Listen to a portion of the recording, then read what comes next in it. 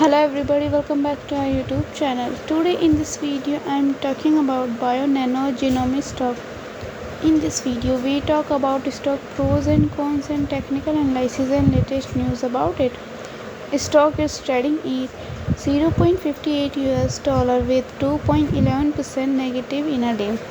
We can easily see stock was volatile for a day.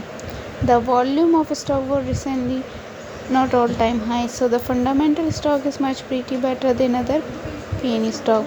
Before buying and selling the stock, please consult your financial advisor. Today's video is done. Thanks for watching. Please subscribe my YouTube channel and like the video and also comment all related queries.